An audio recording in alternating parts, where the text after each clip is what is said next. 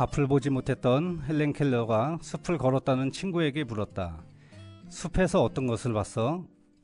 별거 없었어 라는 대답이 그녀 귀에는 참으로 이상하게 들렸습니다. 손끝으로, 냄새로, 바람으로 느꼈던 숲은 충분히 신비롭고 향기롭고 아름다웠으니까. 한 시인이 말했습니다. 자세히 보아야 예쁘다. 대충 보면 딱 그 정도의 감동이 내게 스며듭니다. 기억이 또 추억이 특별해지기를 원한다면요. 오래 보고 잘 보아야 할 필요가 있겠죠. 여기는 단원 FM 88.7MHz 길고양이를 지키는 사람들 길지사이고요. 저는 길고양이 지킴이 이성령입니다. 다시 내게 돌아와줘. 사랑스러운 댕댕이들과 함께하는 여러분, 우리 댕댕이들이 건강하게 오래오래 함께 사려면 어떤 질병에 유의해야 하는지 알아야겠죠. 오늘은 반암동물의료센터의 이미민 대표 원장님 모시고 강아지들이 자주 걸리는 질병에 대해 알아보고 예방법과 관리법까지 함께 이야기해 보려고 합니다. 우리 댕댕이들의 건강을 지키는 데 도움이 됐으면 좋겠습니다. 강아지 질병 예방과 관리는 소중한 반려견을 지키는 최고의 선물입니다. 그럼 노래 한 곡 듣고 반암동물의료센터 임희민 대표 원장님과 이야기를 나눠보도록 하겠습니다. 오늘의 첫 곡은 변진섭이 부릅니다. 숙녀에게.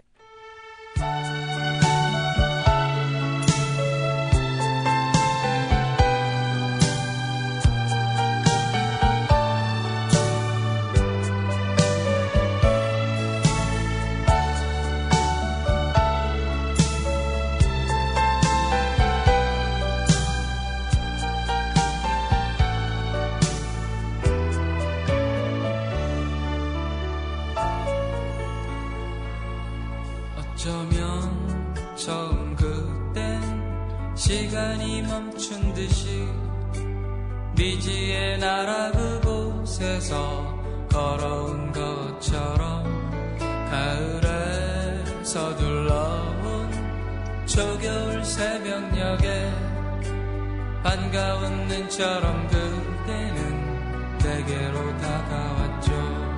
그대의 맑은 미소는 내 맘에 꼭 들지만 가끔씩 보이는 우울한 눈빛이 마음에 걸려요.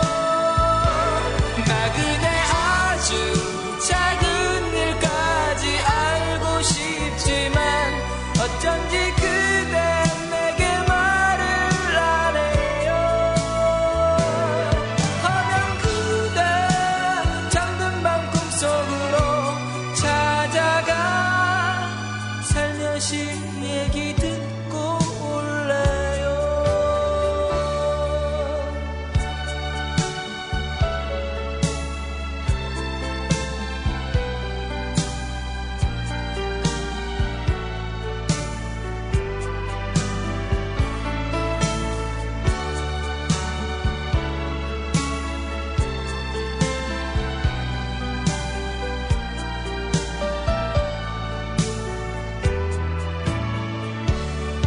그대의 맑은 미소는 내 맘에 꼭 들지만 가끔씩 보이는 우울한 눈빛이 마음에 걸려요. 나 그대 아주 작은 일까지 알고 싶지만 어쩐지 그대 내게 말을 안 해요. 하면 그대 잠든 밤 꿈속으로 찾아가 살며시 얘기 듣고 올래요. 나 그대 아주 작은 일까지 알고 싶지만 어쩐지 그대 내게 말을 안 해요. 하면 그대 잠든 밤 꿈속으로 찾아가 살며시 얘기 듣고 올래요.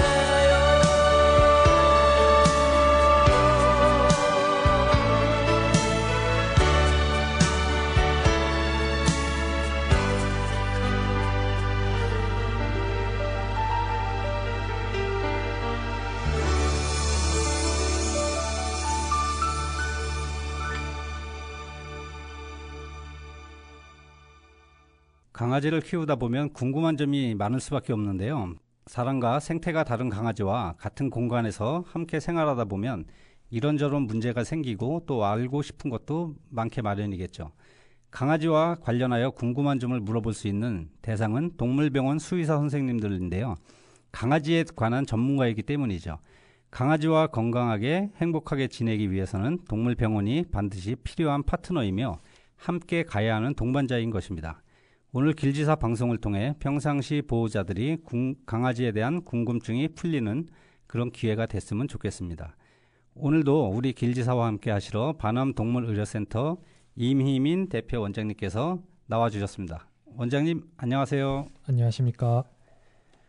현재도 많은 분들이 강아지를 키우고 있고 또 강아지를 키워볼까 고민을 하고 계신 분들도 많을 거라 생각을 하는데요. 원장님, 강아지를 키우려고 생각 중이신 분들에게 키우시기 전에 꼭 기억해야 할 것과 또 키울 때 주의해야 할 점 등이 있을까요? 이게 사실은 워낙 광범위한 내용이라 제가 가장 중요하게 생각하는 한 가지만 한번 말씀을 드려보겠습니다. 네. 키우기 전에 가장 중요한 것은 내가 한 생명을 책임질 준비가 되어 있느냐에 네네. 대한 고민입니다. 반려동물을 키운다는 것은 3살짜리 사람 애기를 이제 평생 3살인 이제 15년 동안 15년 넘게 키우는 것이라고 생각하시면 되는데요. 아이들이 이제 보호자 없이는 할 수 있는 것들이 사실 매우 제한적이에요. 네.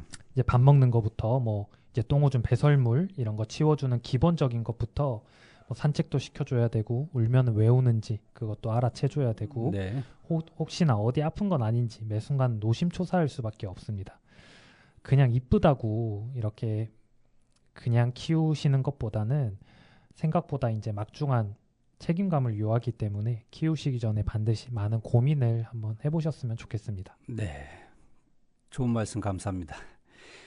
강아지와 함께 한다는 것 생각만 해도 미수가 절로 날 텐데요. 강아지를 키우면서 강아지들이 먹어도 되는 음식과 또 절대 먹지 말아야 할 음식이 있을 텐데요. 원장님께서 이런 좀 말씀 좀 해주시면 좋을 것 같습니다. 네, 절대로 먹으면 안 되는 음식들 중에서는 뭐 대표적으로 뭐 초콜릿이라든지 네.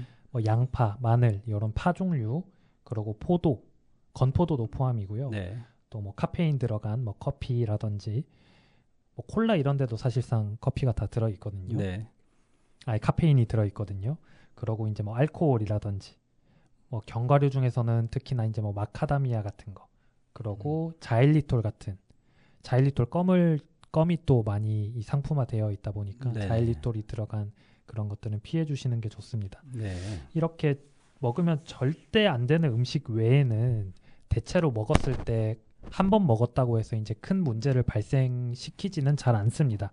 다만 이제 제가 항상 보호자님들한테 말씀드리는 거는 사료 위주의 이제 주식은 항상 사료여야 하고요. 네. 그러고 이제 간식 같은 경우도 너무 여러 가지를 이렇게 막 이것저것 챙겨주시기보다는 한 2-3가지 정도 네. 아이가 좋아하는 거 2-3가지 정도를 좀 정해놓고 주시는 거를 권장드리고 있습니다. 예. 네. 감사합니다. 강아지를 첫 입양 후 기본 검진을 위해 동물병원에 가면 어떤 검사가 이루어지나요? 또 강아지나 고양이를 키우겠다고 생각하시는 분들이 계셨다면 제 생각에는 펫샵이 아닌 보호소나 개인 쉼터를 통해 입양을 하시길 추천드리고 또 특히 요즘은 이제 보호소를 가장한 신종 펫샵들이 있다고 합니다. 그래서 그런 부분은 주의하셨으면 좋겠고요. 우리가 강아지를 입양을 해서 동물병원에 갔을 때 첫 검사는 어떤 걸로 해야 될까요? 그쵸. 요즘 뭐 분양샵이라든지 보호센터에서 많이들 입양을 하시게 되는데 요즘은 이제 계약서나 혹시 이제 네. 서약서 같은 거를 많이 받으시죠. 이제 처음 입양을 해서 병원에 데려오시게 되면 저는 항상 그 계약서 혹은 이제 서약서 이런 거를 항상 보여달라고 말씀을 드립니다. 네네. 보통 요즘은 거기에 이제 접종 내역이라든지 아니면 뭐 전염병 검사라든지 네. 이런 것들을 어느 정도 기본적으로 해서 계약서에 적어서 이제 주시더라고요. 네. 그래서 그거를 우선적으로 확인하고 혹시나 좀 미흡한 부분이 있다라고 네. 하면은 전염병 위주로 검사를 진행하게 전염병 됩니다. 위주로. 네. 네. 그러고 전염병 검사가 아무리 잘 이루어졌다고 하더라도 전염병에는 이제 잠복기라는 것이 있어요. 네네. 실제로 감염이 되었다고 하더라도 그걸로 인해서 이제 증상을 나타내기까지는 뭐 1, 2주 정도 소요되는 그런 거를 이제 잠복기라고 하는데 네. 그래서 이제 첫 입양했을 때는 보통 한 1, 2주 정도 아무것도 하지 말라고 말씀드려요. 굳이 1, 2주. 네네. 그때 동안은 그냥 아이가 밥 잘 먹는지, 뭐 네네. 응가 잘 하는지, 네. 그냥 잘 뛰어노는지 이런 것들 위주로 확인을 해달라고 말씀을 드리고 있고 혹시나 이미 이제 강아지나 고양이를 키우고 계신 경우라면은 반드시 1, 2주 동안은 격리를 해주시는 게 좋습니다. 격리. 그 전염병을 혹시 옮길까봐 그쵸. 그런 이유겠죠? 네, 맞습니다. 네. 그리고 강아지들도 예방 접종을 뭐 해줘야 될 텐데요. 강아지 예방 접종의 종류와 또 예방 접종 시기는 언제부터 하는 게 좋을까요? 아이들이 이제 태어났을 때 기본적으로 엄마로부터 받는 이제 그 항체라는 것이 있어요. 네. 이제 면역력이라고 생각하시면 되는데 이게 시간이 갈수록 점점 떨어지면서 태어난 지 한 6주에서 8주 정도 됐을 때 가장 이제 많이 떨어지게 됩니다. 그래서 요 시점부터 예방 접종을 해주셔야 되는데 네. 주로 5가지 접종을 보통 병원에서 하고 계실 거예요. 종합 접종이 있고요. 네. 종합 접종에는 뭐 우리가 흔히 아는 뭐 파보라든지 아니면 뭐 홍역, 사람으로 치면 이제 홍역이라는 네. 그 전염병이 있고 뭐 간염이라든지 이런 게 포함되어 있는 거고 그래서 종합 접종, 코로나 장염 접종, 사람 코로나 장염. 네, 다른 겁니다. 네. 그리고 기관지염, 신종플루, 광견병 이렇게 총 5가지를 여러 번에 걸쳐서 맞게 돼요. 그렇군요. 네. 이게 여러 번이라 그러면 보통 몇 번 정도 아이들이 맞나요? 이게 접종마다 다른데 아까 제가 5가지를 말씀드렸잖아요. 종합 접종 같은 경우는 총 5번을 맞게 되고 5번. 나머지 것들은 2번, 2번, 2번 네. 그러고 광견병은 한 번만 맞아주시면 광견병은 됩니다. 한 번만 네. 맞으면 되는군요. 네.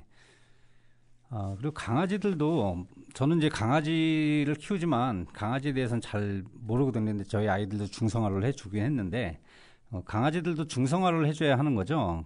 그리고 그렇다면 생후 몇 개월 아니면 뭐 몸무게가 최소 몇 킬로그램 이상일 때 그때 중성화 수술을 하는 게 좋을까요? 우선 중성화 같은 경우 사람들마다 말이 조금씩 다르기는 한데 저 같은 경우는 항상 이제 권장을 드리고 있습니다. 네. 암컷 같은 경우는 이제 원치 않는 임신 방지뿐만 아니라 이제 그 생식기계 쪽 질병이 굉장히 치명적인 경우가 많아요. 대표적으로 이제 자궁 축농증이 있는데 자궁 축농증은 수술 아니면 절대로 이제 뭐 약을 먹어서 해결한다든지 치료를 할 수 없는 부분이기 때문에 네. 그러고 유선 종양 이제 그 유선에 생기는 종양이 있는데 요게 이제 악성인 경우에 조금 많이 안 좋은 악성일 경우가 많아요. 네.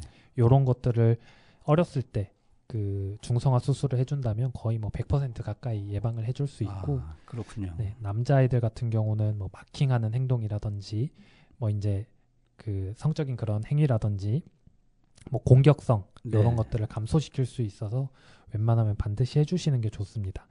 일반적으로 한 6개월 전후로 태어나서 6개월 전후. 네, 맞습니다. 네. 생후 6개월 전후로 중성화 수술을 해주시는 게 좋고 이게 보통 뭐 아이들마다 조금 편차는 있겠지만 이제 사람으로 치면 2차 성징 같은 거죠. 네네. 이제 처음으로 성호르몬이 분비되기 그 전에 해주시는 네. 거를 권장드리고 있습니다. 네. 그러고 대부분 2kg 이상이면 그래도 안전하다고 봐요. 2kg요. 네. 네. 근데 요즘 막 완전 작은 아이들이 있잖아요. 네. 완전히 다 커도 2kg가 안 되는 네, 그렇죠. 아이들이 네. 있어요. 그래서 요런 거는 항상 체중만을 신경 쓸 게 아니고 뭐 나이라든지 그러고 건강 상태라든지 요런 것들을 좀 전반적으로 확인해 주시는 것이 좋습니다. 네, 그렇군요. 그 고양이나 강아지나 거의 비슷한 것 같아요. 그러면 중성화가 맞습니다. 필요한 이유, 또 중성화를 안 했을 때 어떤 병이 걸릴 수 있는 그런 이유들이 그렇군요. 원장님 덕분에 또 많은 걸 알게 되는군요.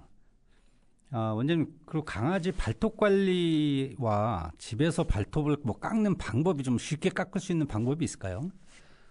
사실 뭐 발톱 깎는데 왕도라는 거는 없고요. 가장 주의해 주셔야 될 것은 이제 출혈입니다. 사람은 손톱에 혈관이 발달되어 있지 않아요. 네네. 근데 아이들은 발톱이 뭐 예를 들어서 2cm라고 하면은 뭐 한 1cm 정도까지는 혈관이 있습니다. 네. 그래서 그 혈관을 잘랐을 때는 피가 많이 나요. 네. 피가 많이 나서 잘 먹지도 않고 또 기본적으로 피가 나면 보호자님들이 많이 당황하시고 아이들 통증도 굉장히 심하기 때문에 한번 이런 트라우마를 겪으면 그 다음부터 발 만지는 것 자체를 네. 거부하는 경우도 있습니다. 다행히 발톱 색깔이 좀 하얗거나 밝은 색깔인 아이들은 혈관이 조금 빨갛게 보여요. 네. 근데 이제 특히나 이 발톱이 까만 친구들이 있거든요. 네네. 이런 친구들은 발톱 깎을 때 굉장히 조심해 주셔야 됩니다. 네. 저도 뭐 예전에 고양이지만 발톱을 너무 짧게 잘랐으니까 발톱에서 피가 나가서 맞습니다. 놀란 적이 좀 있었거든요. 아, 강아지도 똑같은 그런 게 있군요. 그리고 강아지 키우시는 분들이 강아지 몸에서 뭐 냄새가 좀 나쁜 냄새가 난다고 그렇게 하는 경우가 있는데 그럴 때는 어떻게 해야 될까요? 이게 몸에서 나쁜 냄새가 나는 원인이 여러 가지가 있어요. 네. 뭐 흔히 생각하기로 피부병 이런 것 때문에도 날 네. 수 있고 꼭 피부병이 아니더라도 사실 사람도 오래 안 씻으면 본인 특유의 그런 네네. 체취가 나잖아요. 그런 체취일 수도 있고 아니면 뭐 입냄새가 나는 걸 수도 있고 귀에서 냄새가 나는 경우도 네. 있고 아니면 항문낭이라는 그 구조가 있어요. 네. 항문 주변으로 있는 건데 이 항문낭 냄새가 또 굉장히 그 고약하거든요. 네. 그래서 어떤 냄새느냐에 따라서 뭐 치료 방법이라든지 관리 방법은 좀 달라지게 될 것 같습니다. 네. 일단 뭐 냄새가 나거나 했을 때는 병원에 문의하고 병원에 한번 내원하는 게 좋겠네요. 그러면. 어디서 냄새 나는지를 먼저 파악을 해보시는 게 좋을 네. 것 같습니다. 아, 그렇군요. 그리고 강아지 제가 돌보는 강아지도 한번 그런 경우가 있는데 그래서 원장님 병원에 한번 내원했던 적이 있는데 귀가 좀 지저분하고 그런 때가 있는데 그럴 때는 보호자들이 어떻게 하는 게 좋을까요? 요것도 뭐 크게 나눠보자면 기본적으로 아이들이 귀지 생기는 건 당연한 일이에요. 네. 그래서 그냥 자연스러운 귀지가 생겼는데 그거를 적절히 관리를 안 해줘서 생긴 거라면 단순히 귀 세정만 해주셔도 괜찮을 네. 거고 만약에 이게 뭐 세균 감염이라든지 아니면 뭐 알러지라든지 이런 피부병 때문에 생긴 귀병이라면 요거는 반드시 치료를 해주셔야 합니다. 네. 그러고 참고로 아이들 귀 세정 해주실 때 막 면봉을 넣으시려고 하신다든지 이런 경우들이 있어요. 네네. 사람도 사실상 면봉을 사용해서 귀파지 마라라고 그렇죠. 얘기를 예. 하거든요. 그렇게 억지로 귀에 뭔가를 넣었을 경우에는 오히려 자극을 일으켜서 더 염증을 발생시킬 수 있습니다. 그래서 보통 권장드리는 방법은 귀에 그 귀세정제를 그냥 사셔가지고 네. 적절한 양을 좀 넣어주십니다. 넣어주시고 귀 마사지를 조금 해주시면 네, 되는데 조물조물 네, 해주고. 그러고 나서 아이들이 귀 안에 이제 뭐가 들어있으니까 네. 불편해서 이렇게 막 털어요. 네네. 그러고 나면은 이제 귀 밖에 나온 그 액체들만 좀 솜이나 뭐 거즈 이런 거를 이용해서 가볍게 닦아주시는 게 좋습니다. 아, 그럼 귀 안쪽은 면봉이나 이런 걸 집어넣어서 파내지 말고 될 수 네. 있으면 세정제 넣은 다음에 아이들이 쪼물쪼물 해준 다음에 네. 귀를 털면 밖에 나온 것만 닦아줘도 되겠군요. 네, 맞습니다. 네. 노래 한 곡을 듣고 우리 원장님과 다시 이야기를 이어가도록 하겠습니다. 나비 엄지윤이 부른 다시 태어나 듣고 돌아오겠습니다.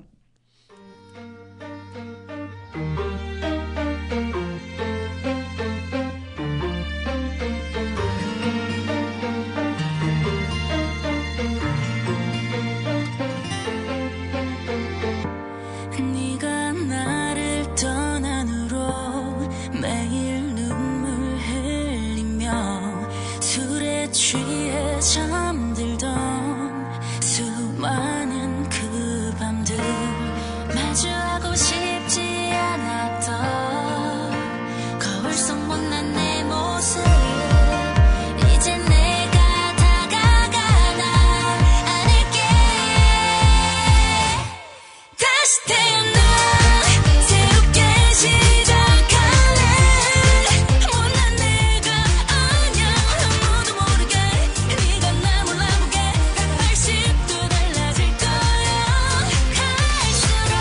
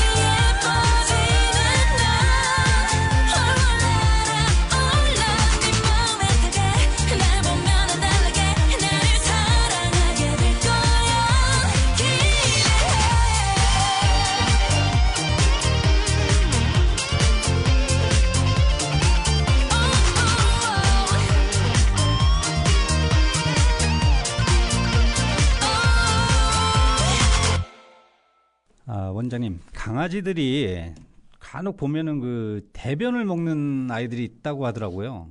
그럴 때 보호자들이 사실 좀 난감하거든요. 옛날 시골에서 키우는 개도 아니고. 네. 그럴 때는 어떻게 하는 게 맞을까요?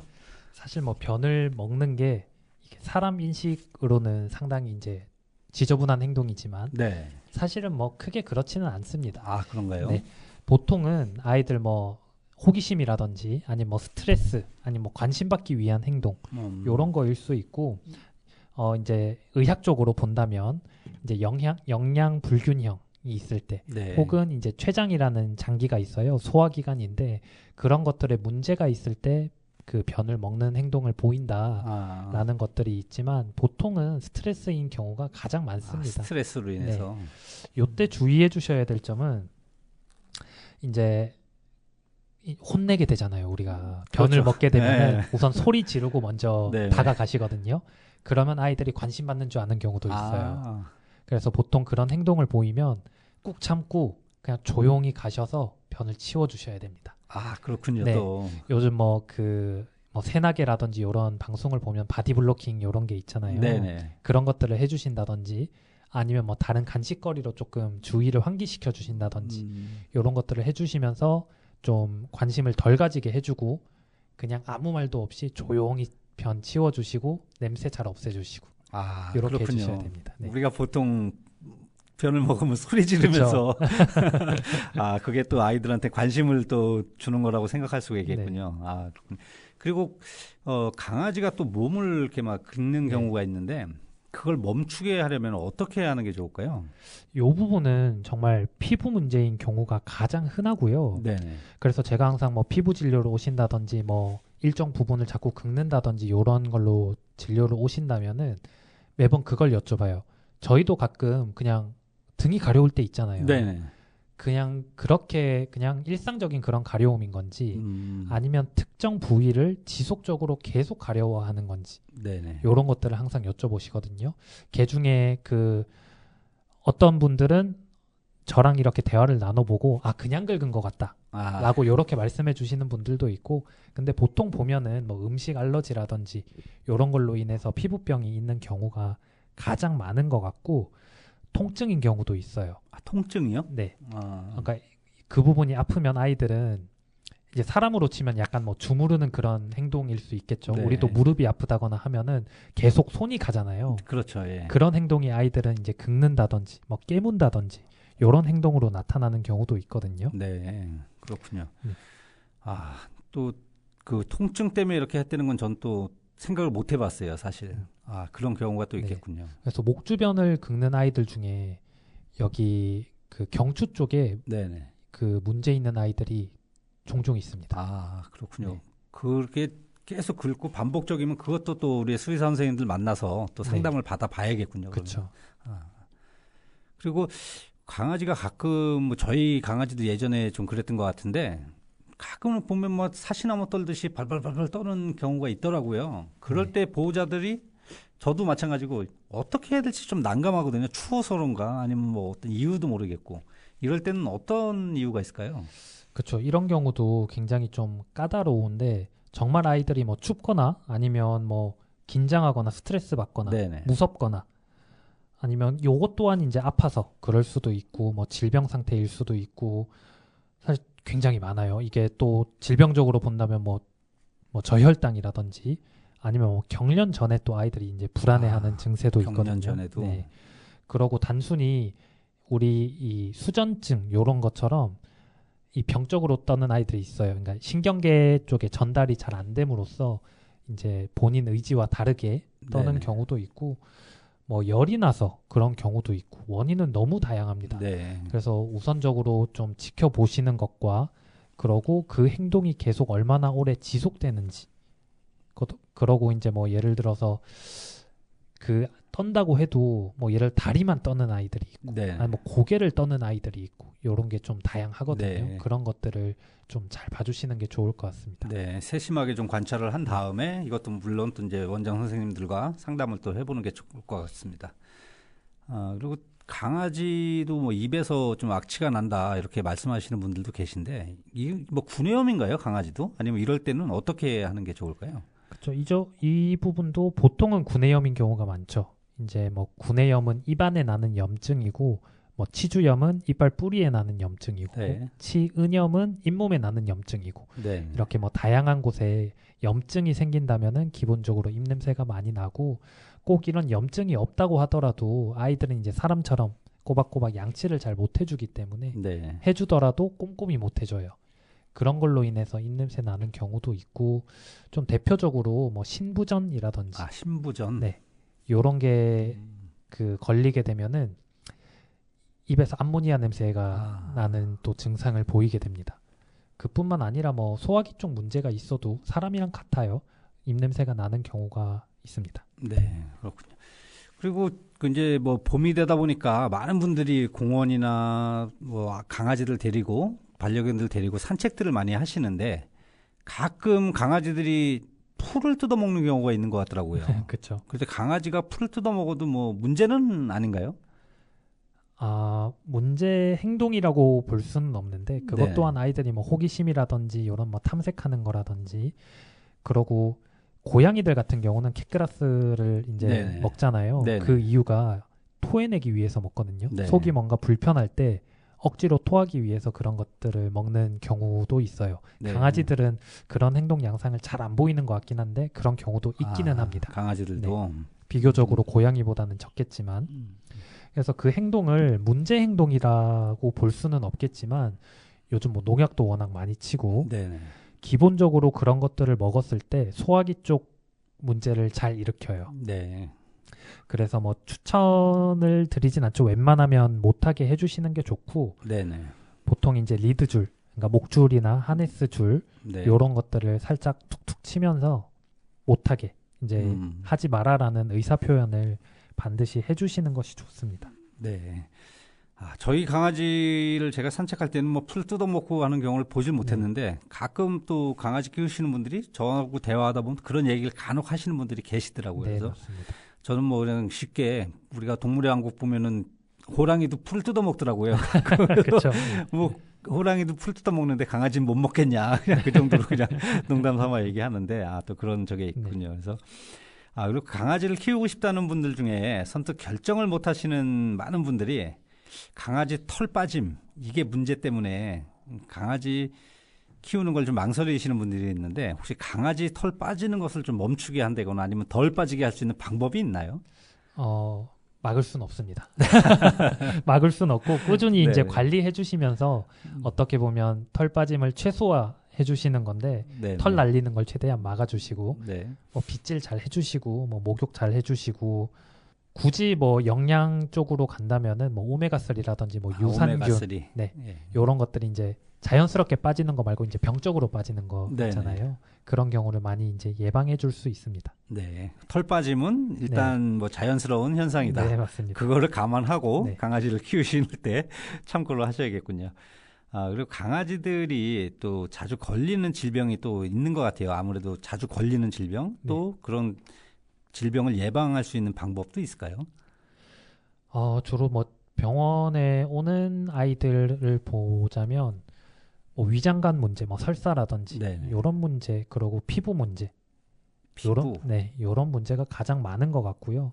그리고 치석 쌓여 있는 경우도 굉장히 많고요. 그리고 슬개골 탈구. 우리나라 같은 경우에는 그 소형견들을 많이 키우잖아요. 네네. 슬개골 탈구는 워낙 이제 유전적인 그런 소인이 강한 질환이기 때문에 굉장히 많은 아이들이 가지고 있습니다. 네. 슬개골 탈구. 네. 그러고 요런 것들을 예방하는 거는 사실상 관리예요, 관리.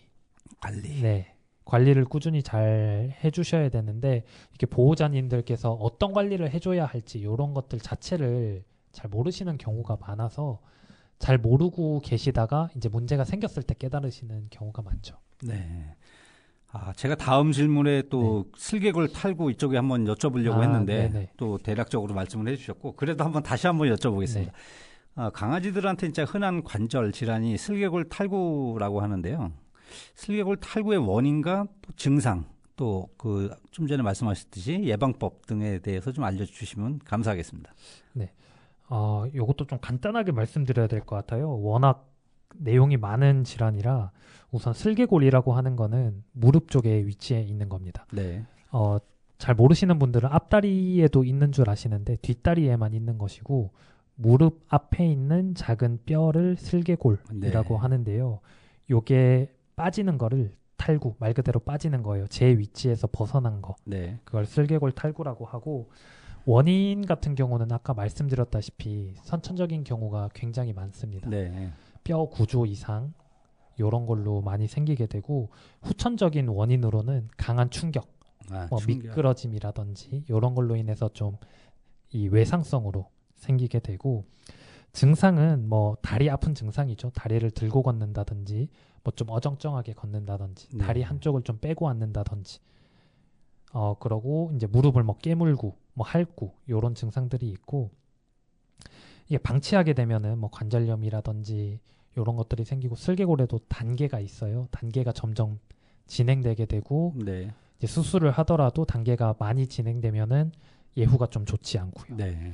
예방법은 크게 두 가지 말씀드려요. 네네. 살 빼기 그리고 미끄럼 방지. 살 빼기. 네. 아. 사람도 사실 비만인 분들이 이제 관절염이 그렇죠. 많거든요. 관절이 많이 오시니까. 그만큼 체중 부하가 많이 되기 때문에 선천적인 요인을 가지고 또 무게가 많이 나가고 미끄러운 바닥에서 생활을 한다면 어떻게 보면 이제 최악의 상황이겠죠. 네. 뭐 바닥에 미끄럽지 않은 매트 같은 걸 깔아주는 것도 또 예방법 중에 하나가 되겠군요. 네, 맞습니다. 그리고 원장님 제가 사적인 질문을 하나 좀 여기 뭐 대본에 없는데 네, 네. 저희 이브라는 강아지가 지금 12살인데 네. 얘가 그 가끔 보면 개구호흡을 좀 많이 하거든요. 네. 밤에. 네. 근데 얘가 뭐 물론 몰래 고양이 간식을 좀 훔쳐 먹긴 하는데 그래서 그러는 건지 아니면 얘가 뭐 어디가 몸이 안 좋아서 그러는 건지 좀 심할 때가 좀 간혹 있어요. 개구호흡이 심할 때가. 개구호흡도 사실 조금 세분화가 돼요. 개구호흡이라는 거는 입을 벌리고 숨 쉰다는 건데 네. 강아지들은 뭐 사실 헥헥대면은 기본적으로 입을 벌리고 숨을 쉬잖아요. 네. 요것도 이제 통증 반응인 경우도 있고 실제로 뭐 폐 쪽에 문제, 그러니까 숨 쉬는데 문제가 있는 경우도 있고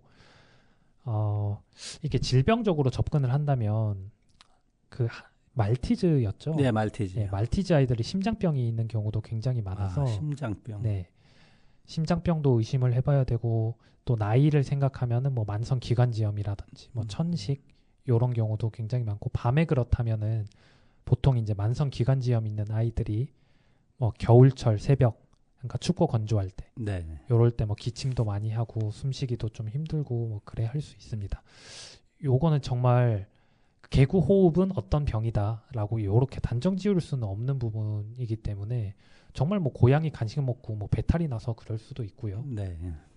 한번 병원을 한번 네. 데리고 가봐야겠네요. 네. 원장님하고 지금 강아지에 대해서 얘기를 나누고 있습니다. 이제 노래 한 곡 듣고 다시 원장님과 이야기를 나누도록 하겠습니다. 이번에 들으실 노래는 잔나비의 슬픔이여 안녕 듣고 오실게요.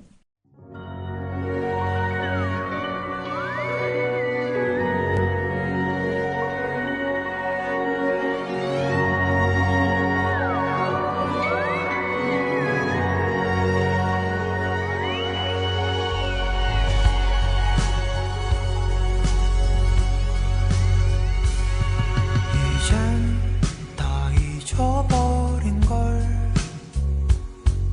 아니 다 잃어버린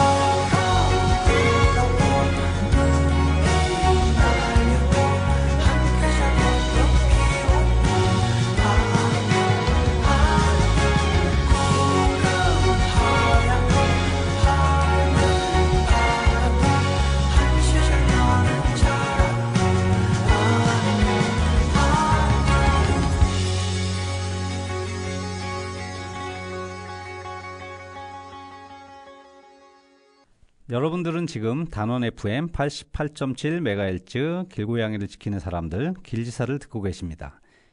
원장님 혹시 강아지들이 아플 때 보내는 신호가 있을까요? 고양이들은 뭐 아파도 내색이 없어서 몰랐는데 강아지들은 엄살이 많다고 해서 혹시 네. 강아지들이 아플 때 어떤 내가 아파요 하면서 신호를 보내나요? 사실 강아지도 그렇고 고양이도 그렇고 요게 제가 설명드릴 수 있는 신호는 사실 다 뻔한 그런 것들이에요. 뭐 구토를 한다든지, 네. 뭐 설사한다든지, 뭐 기침을 한다든지, 뭐 구석에 좀 숨으려고 한다든지, 뭐 밥을 안 먹고 뭐 좀 처져 있는다든지, 뭐 잠이 많아진다든지, 뭐 특정 부위에 막 집착을 한다든지 이런 건 사실 다 네. 아시는 부분이잖아요. 네네. 요거는 제가 이제 보호자님들한테 많이 좀 의지하는 부분인데 보호자님들이 제일 잘 알아요. 이 아이가 원래 어땠는데 지금은 어떻다. 네네. 요게 가장 중요한 정보거든요. 그래서 평소 아이들을 뭐 다들 유심히 보시겠지만은 네. 그런 변화를 알아채 주시는 게 가장 중요합니다. 네. 그래서 뭐 당연히 토하고 설사하고 이런 게 안 좋은 신호라는 거는 모두가 다 알잖아요. 네네.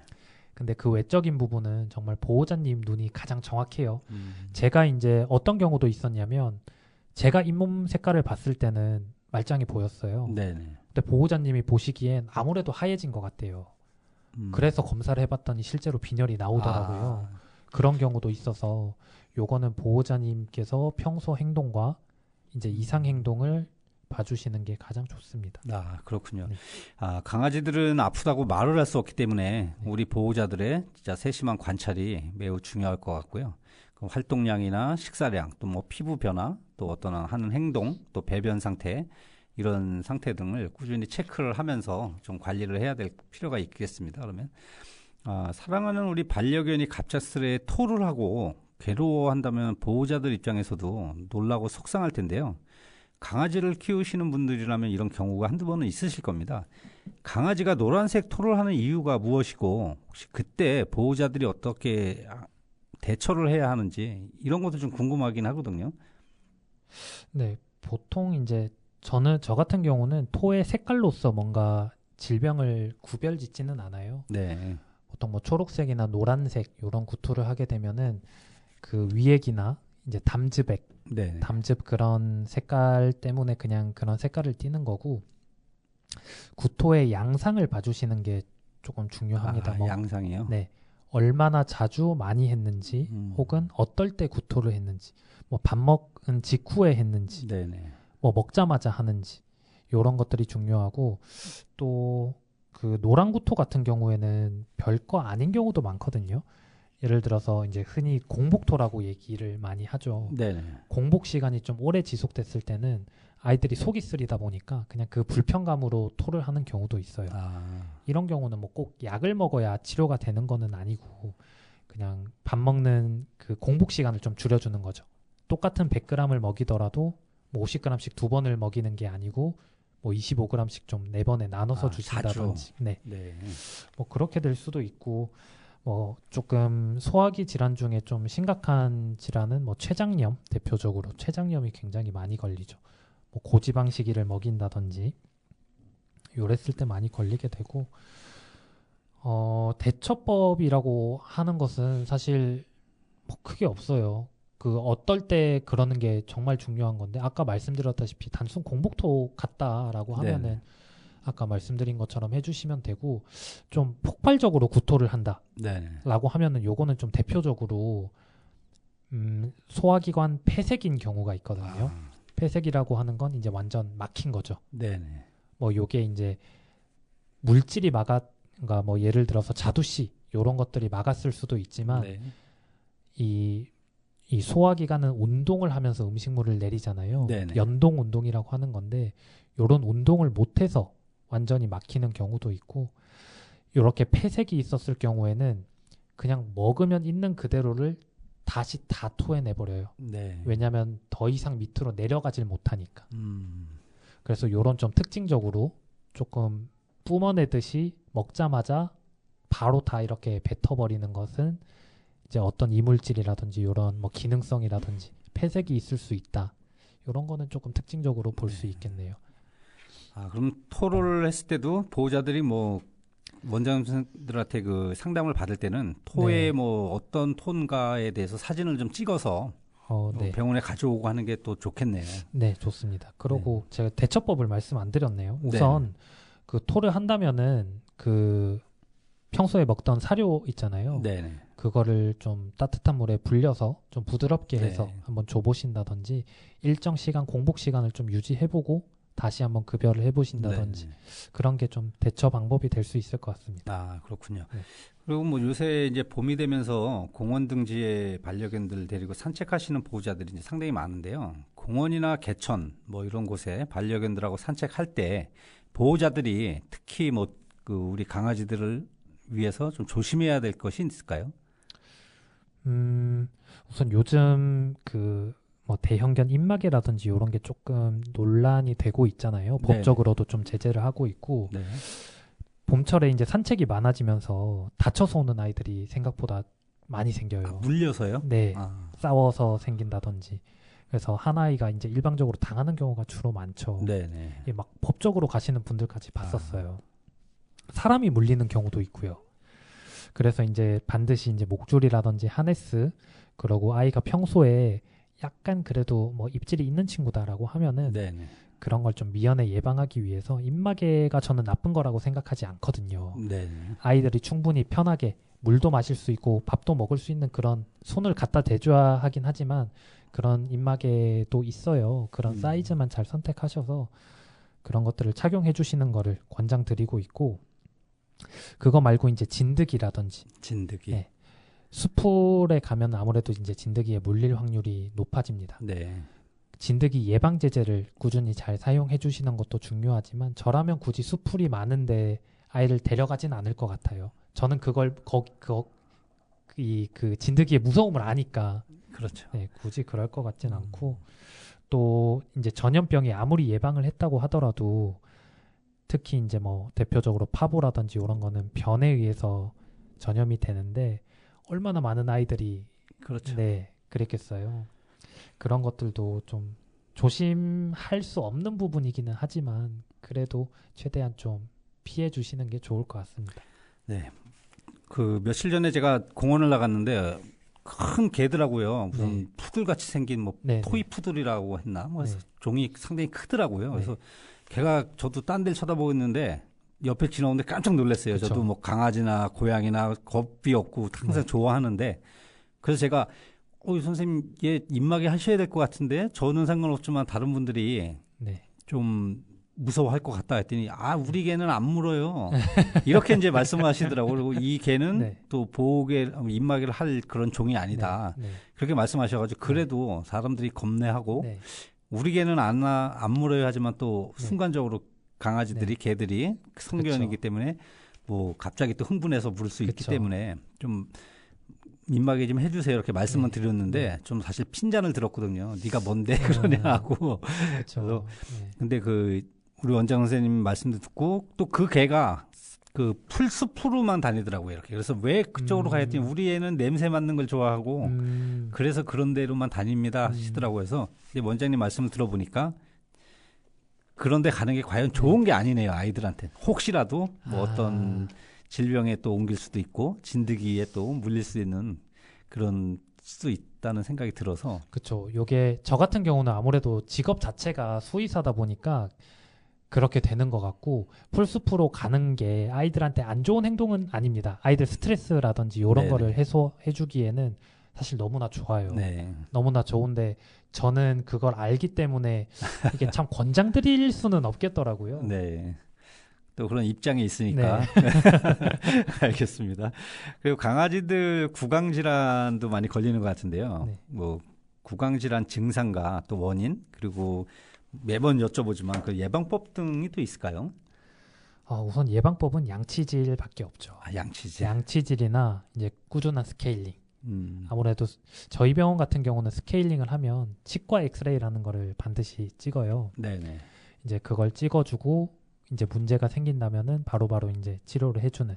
왜냐면 아이들은 양치도 못하는데 이런 본인이 아픈 거를 얘기도 못하고 누군가가 알아채서 잘 그 흔한 말로 알잘딱갈센이라고 하잖아요. 네. 그렇게 해주지 않는 이상 아이들은 그냥 그 통증을 안고 살아야 되기 때문에 네. 그래서 어쨌건 간에 뭐 꾸준히 양치를 해주시고 어렸을 때부터 습관 들여주시는 게 좋습니다. 네. 네, 그리고 뭐 증상과 원인 같은 경우도 뭐 당연히 뭐 세균 감염이라든지 이런 게 되겠지만은 우리가 뭔가를 잘못해서 구강 질환이 생기는 경우는 드물어요. 네. 그래서 뭐 양치만 꾸준히 잘 해주신다면 그 외적인 것들은 어쩔 수 없이 생기는 그런 것들이지 않을까 싶습니다. 네, 알겠습니다. 그리고 그 고양이들은 범백 바이러스, 범백이 걸려서 또 아이들 치사율이 가장 높고 또 뭐 이 SNS를 보다 보니까 어떤 보호소에 강아지들이 있는 보호소에 파보 바이러스가 전염이 돼서 또 아이들이 또 폐사가 됐다 이런 뉴스도 보고 SNS에서 보게 되는데 파보 바이러스에 대해서 좀 말씀 좀 해주세요. 우선 뭐 고양이랑 크게 다른 점이 있다면은 고양이는 이제 범백이라고 하잖아요. 백혈구를 감소시키는 그런 특징적인 걸 가지고 있어서 그렇게 따로 부르고 있고 똑같이 이제 장염 바이러스입니다. 장염 바이러스요. 장에 염증을 일으키게 되고 전염성이 굉장히 강해요. 분변으로 이제 전염되게 되는 건데 전염성이 굉장히 강하고 요즘에는 그래도 강아지 같은 고양이들은 치사율이 굉장히 높고 네. 강아지들은 그래도 빨리 발견해서 치료를 해주면은 좀 잘 나아요. 한 50%, 70% 정도는 잘 낫고 있거든요. 네. 치료법도 조금 더 고양이보다 발달해 있는 것 같고요. 네. 근데 요게 조금 단편적으로 말씀드리자면 몇백 깨집니다. 몇백 깨지기 때문에 네. 그래서 예방접종 잘 해주시고 웬만하면 이제 뭐 처음에 입양했다든지 네. 아니면 뭐 산책을 나간다든지 이럴 때 좀 주의를 해주시는 게 좋습니다. 그럼 파보바이러스 예방 주사를 맞으면 100% 파보바이러스에 안 걸리는 건 아니죠, 그래도? 그렇습니다. 그냥 예방을 할 수 있다. 이 정도로 생각을 하셔야지 이게 뭐 100% 안 걸린다 이렇게 단정을 질 수는 없겠군요. 우리 코로나 한참 유행일 때 있잖아요. 네네. 저도 접종을 맞았는데 걸렸거든요. 네네. 접종을 맞아도 충분히 걸릴 수 있는데 접종이 안 된 아이들이 걸렸을 때랑 똑같은 바이러스가 들어왔을 때 예방접종이 되어 있다면 이겨낼 수 있는 힘이 있습니다. 그렇군요. 그래서 이 노출이 돼도 바이러스에 노출이 돼도 안 걸리는 아이들도 있을 테고 네네. 걸린다고 하더라도 항체가 전혀 없는 아이들에 비해서 훨씬 더 잘 버틸 거예요. 그렇군요.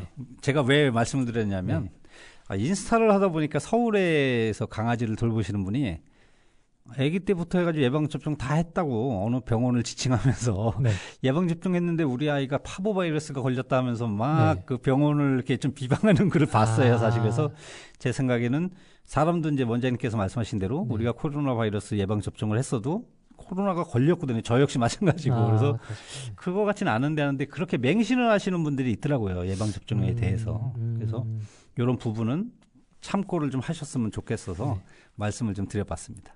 그리고 우리가 그 강아지의 건강을 유지하기 위해서 어떤 기본적 관리가 필요할 텐데요. 가장 기본적으로 우리 아이들의 건강을 위해서 어떤 관리를 좀 해주는 게 가장 필요할까요? 어떤 그냥 기본적인 뭐 손발톱 이런 관리를 말씀하시는 걸까요? 전체적으로 건강을 위해서. 우선 기본적으로 간단한 관리 같은 경우는 뭐 귀청소라든지 뭐 손발톱 깎기, 뭐 항문낭 짜주기, 뭐 양치질 이런 뭐 기본적인 것들도 있을 것 같고 뭐 병원에서 하는 것 같은 경우에는 이제 우리 전염병을 예방하기 위한 예방 접종, 그리고 뭐 모기로부터 전염되는 이제 심장사상충, 기생충이죠. 심장사상충 예방. 그리고 뭐 구충제 같은 경우는 뭐 외부 기생충, 뭐 구충제 이런 거 같은 경우는 그 상품마다 다르기는 한데 보통 이제 심장사상충 약이라고 불리는 거에 포함이 되어 있는 경우도 많기 때문에 그런 것들 예방을 해주실 수 있고 사료 선택도 굉장히 중요합니다. 사료 선택. 요거 어떤 사료를 먹여라라고 그 딱 뭐 특정 지을 수는 없지만 많이 먹이는 사료. 아니면 좀 큰 회사 사료. 그 뭐 예전에 뭐 네. 뭐 이런 사료 큰 회사 있잖아요. 네네. 이런 사료 회사에 좀 그 안 좋은 소문이라고 해야 되나? 그런 소문이 많이 퍼졌을 때가 있었어요. 네네. 근데 사실 저는 그 신뢰하는 회사 중에 하나거든요. 그렇게 좀 이제 뭐 굳이 예를 들자면 뭐 삼성, 뭐 LG, 아니면 뭐 애플, 네네. 뭐 이런 회사처럼 좀 믿을 만한 회사에서 음. 발매하는 그런 사료를 먹이시는 게 좋습니다. 그렇죠. 연구가 많이 이루어졌기 때문이거든요. 몇백 년 네네. 동안. 네. 충분히 뭐 검증이 네. 된 회사일 테니까. 그쵸, 그쵸. 네네. 그러고 뭐 산책시켜 주시는 거 너무 중요하고요. 아이들이 그 스트레스를 풀 수 있는 거는 보호자님과의 놀이, 산책밖에 없어요. 네. 하루 종일 아마 기다릴 거예요. 퇴근할 때까지. 산책 충분히 시켜주시고, 뭐 목욕 잘 시켜주시고, 뭐 이런 것들이 될 것 같네요. 그럼 보통 산책은 아이들 몇 분 정도 이렇게 기본적으로 해주는 게 좋을까요? 그래도. 아이들 체력마다 너무 다릅니다. 아, 근데 체력마다. 기본적으로 아이들 체력이 우리 체력보다 좋아요. 그냥 보호자님 하실 수 있는 한 최대한 많이 해주시는. 최대한 많이. 네. 아, 그렇군요. 아, 그리고 원장님 강아지들도 정기 검진을 해야 될 텐데요. 정기 검진 그 몇 개월마다 한 번씩 이렇게 하는 게 좋은가요?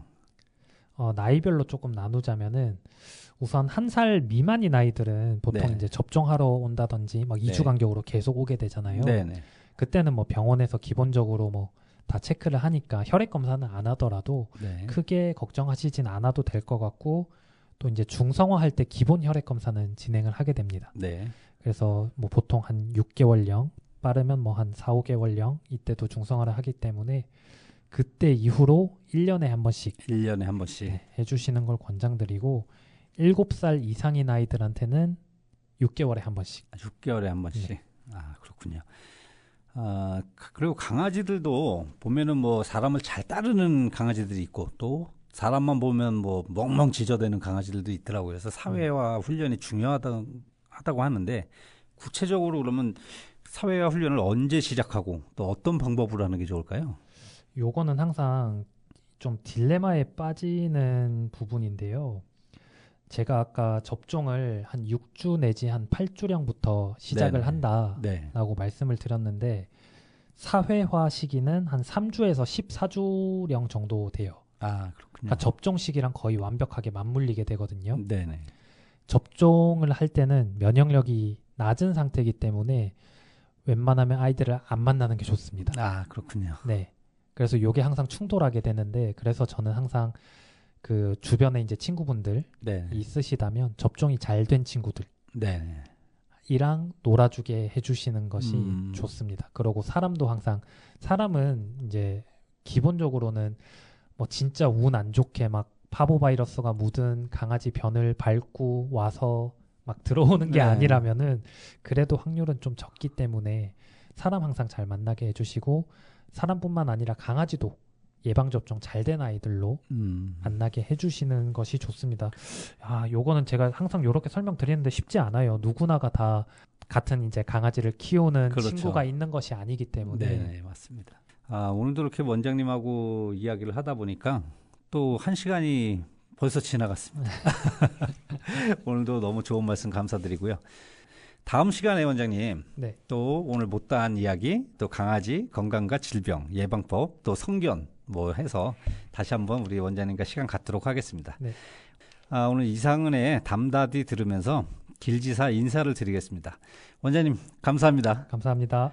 여기는 단원 FM 길지사이고요. 저는 진행자 이성령이었습니다.